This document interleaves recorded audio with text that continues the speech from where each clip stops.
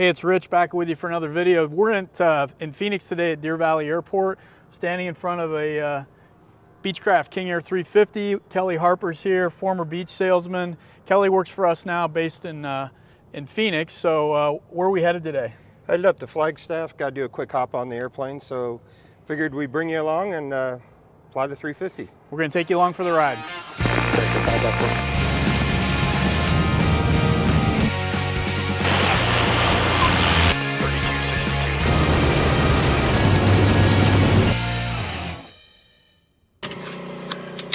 Master's coming on. Getting this down.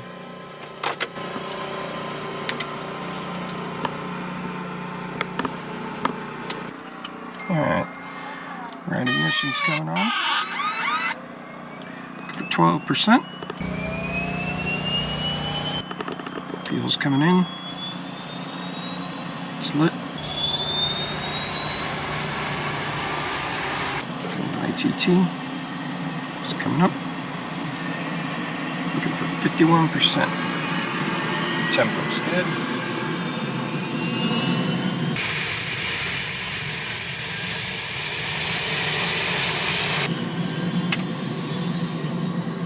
Good start. Generator coming on. 28 volts. We round this corner and then a gate opened for us to go through.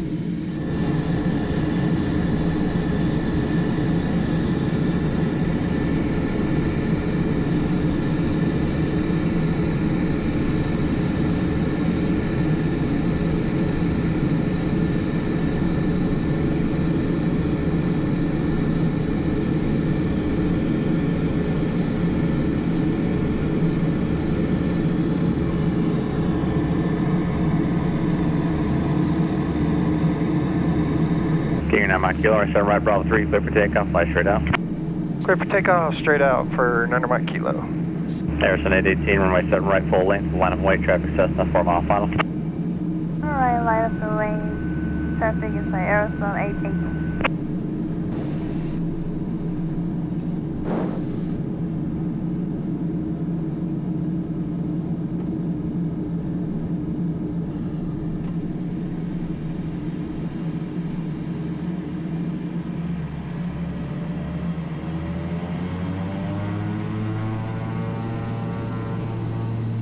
Okay, props are on the governors. 2 good engines. Power's coming up. Their speed's alive. 80 knots. Go on.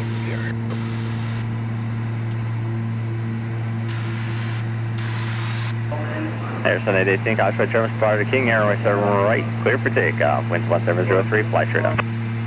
Clear for takeoff, straight out, Aerosol 818. Cessna 5 Kilo Pop, runway 7 right, clear of the land, Oxford German spotter to King Air. 515 Kilo Pop, clear to land, 7 right.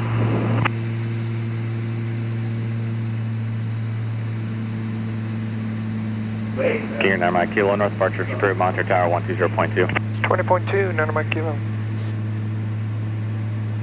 Okay, so we're climbing off of Deer Valley, again with Kelly Harper from, he's with OCR now in Phoenix. And Kelly's got a lot of experience with beach product lines. Go ahead and tell them kind of your background. Yeah, I started with Cutter for 5 years as a dealer rep for Beechcraft, and then went to work for the factory, selling from the Bonanza all the way through the King Air line as well as the Premier for a brief amount. So quite a bit of experience with the breadth of the King Airs from the 90, 200 through the 350, and then the 250 and the iterations that came after that. And most of your flying has really probably been in, I mean, you've done a lot of GA airplanes, but the bulk of it's in the Beechcraft product line. Yeah. One of the, when we sold for Beech, you also flew for Beech, so we had a vast amount of experience across the product line and really got to, you know, experience and sell the quality from the Bonanza all the way through the 350 of how the airplanes are built, and the experience of owning them. And a lot of that was, you know, customer retention of taking them from their first, high performance complex single in the G36 and just keep migrating on up the line. So, Okay, so we're in a 350. What year is this? this is a 2003. It's serial number FL369. 2003 King Air 350. So give us when I did a flight in the King Air and the F90 a while back, I kind of talked a little bit, but you got a lot better. Give us a brief kind of history on the King Airs and the progression of the models. Sure. I mean, the airplane started all the way back with the Queen Air and then into the 90. C90 started actually with the A90, C90, the E90s. As you mentioned, the F90 on up through the 200. As you know, the 200 airframe was originally used for the certification for these engines for the 350 in what was called a 300. So it was a 200 airframe with bigger engines, and ultimately into the 350, which today is actually a 360, but as Beechcraft and now Textron has continued to go through the iterations of the airplane and continued to evolve to this day. So this airplane is a 350. So let's... Kilo to Flagstaff altimeter 3015. 3015, 9 Mike Kilo. So what's the difference between this airplane in 2003 350 versus the new 360? Well, the 350 of this vintage still has the Dash 60 Alpha engines, 1050 aside. Same fuselage, obviously. Different iterations of the interior. The biggest change in the airplanes, to kind of give a chronological, is this airplane has a environmental system that was changed around 2008 to the Keith products. More volume, more movement of air, and better differentiation between the front and the back. Really, until they got up to the 350i, which was once again interior enhancements, some other small iterations. It's been this. To back up for a minute, this airplane originally was an EFIS 85. UNS 1K type FMS. Right. So that preceded even the ProLine 21. Yeah, so you had the EVIS 84, 85, then the ProLine 21, and then eventually the ProLine Fusion. Beech stayed with Rockwell Collins in the King Air product line.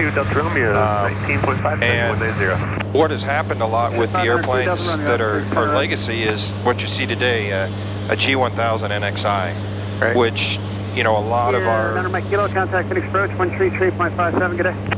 3357, 9 Mike Kilo, good day. So again, this plane, environmental versus the new one? Yeah, the environmental 2008 and newer is going to have the Keith products, which was a better system. This system did fine, but it was a way to actually have more volume. And through the King Air's life, there's been a lot of STC products that have been brought into the models that are, that it just speaks to the legacy of the fleet. There's a lot of STC enhancements that have helped these airplanes along the way, and Beech was good about integrating those as they went. And, right. Winglets. The whole raised back product line, or everything else that's been done for the airplanes. Probably one of the biggest STC markets for a continual production aircraft. Right. So, and in our earlier conversation, we talked about the progression.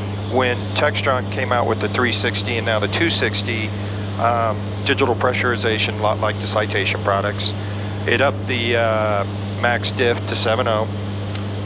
They do have the throttle system now that's much like FADEC.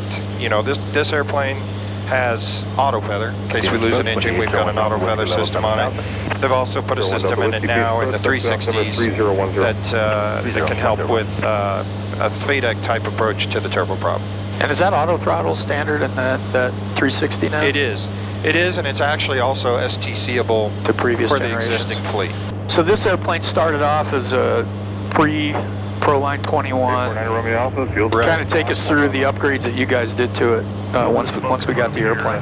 Yeah, we contracted eventually with Elliott. They've done more G1000s than anybody. It's really just an overhaul of everything that was in the airplane. This airplane was an EFIS 8485. Biggest difference was it still had inverters.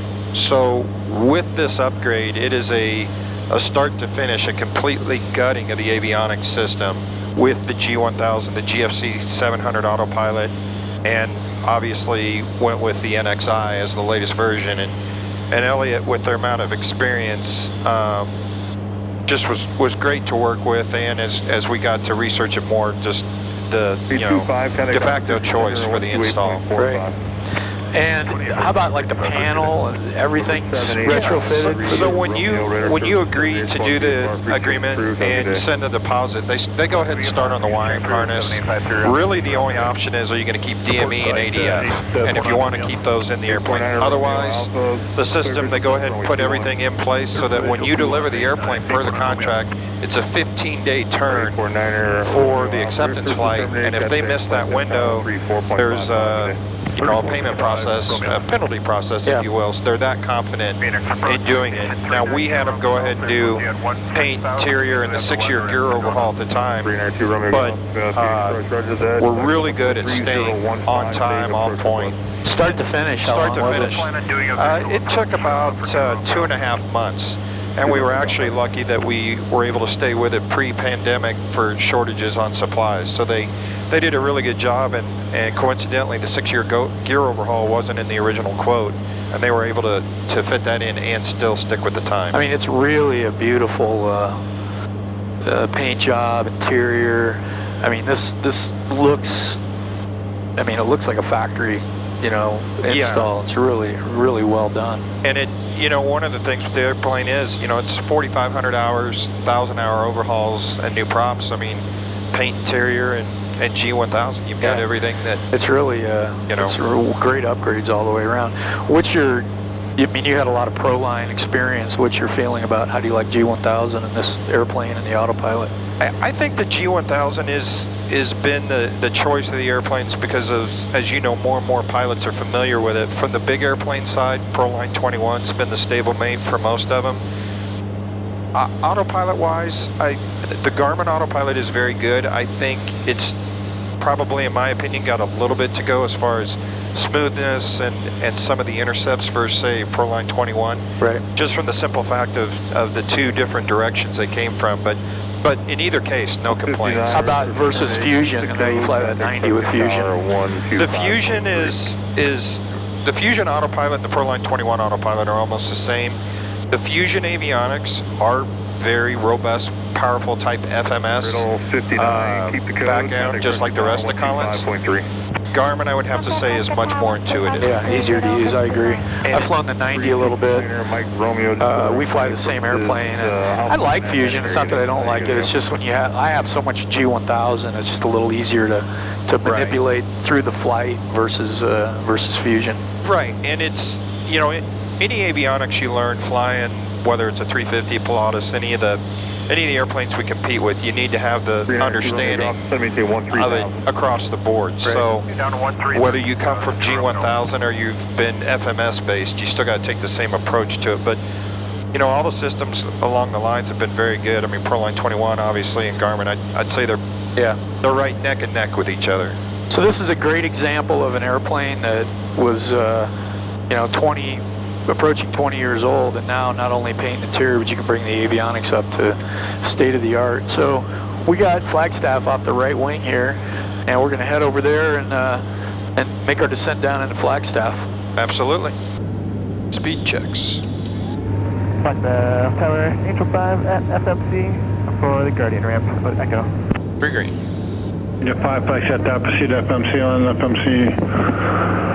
Your own risk, position out visible in the tower, surface on the airport 21014, report landing assured. What is that, Angel 5? And 9 Mike Kilo is coming up on 3 mile right base. And 9 Mike Kilo, runway 21, quarter land, 21014. Quarter land 21, 9 Mike Kilo.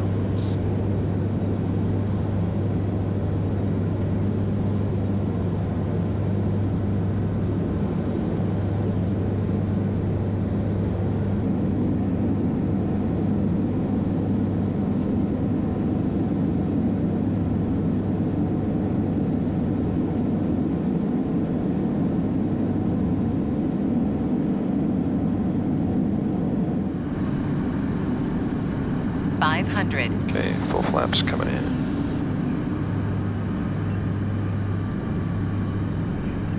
Check 3 green.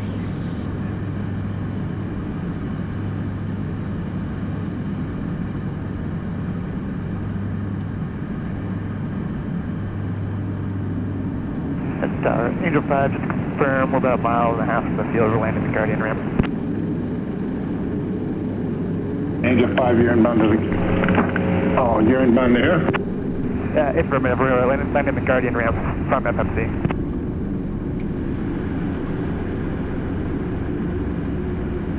Angel 5, where you at right now? That's a half mile from the field to the beam north 21. Okay, we're on the ground in Flagstaff. A nice little flight up in the 350 from Deer Valley.